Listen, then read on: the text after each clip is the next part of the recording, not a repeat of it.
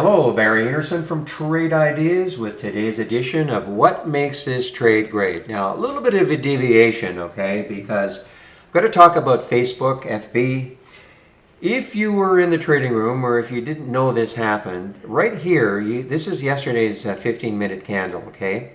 So what happened is that Bloomberg came out with a report kind of like they were leaking that the Facebook earnings were not going to be good. Facebook was releasing earnings after hours, okay? And so look what happened to the stock. This was up at 178 and it came all the way down to 169.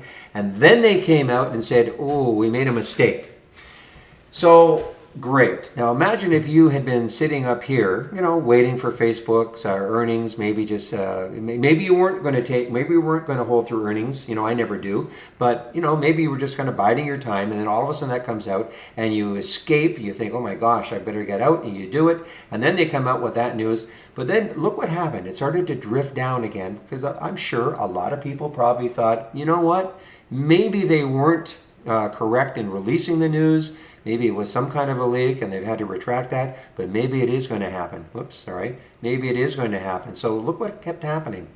And then, my gosh, Facebook releases right here after hours, 175 all the way up to 210. Imagine if you were a shareholder, you held shares here and sold right at the bottom here, and then watch that happen. You'd be sick to your stomach. Interesting to see if there's any lawsuits or anything like that will occur against Bloomberg for that.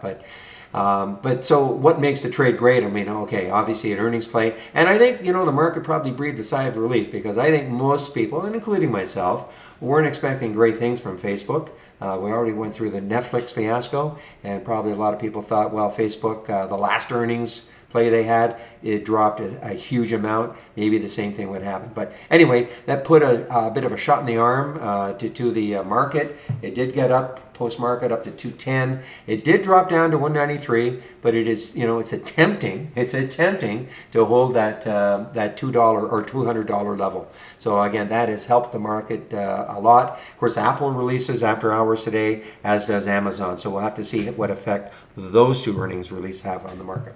So that's it for this edition of What Makes This Trade Great.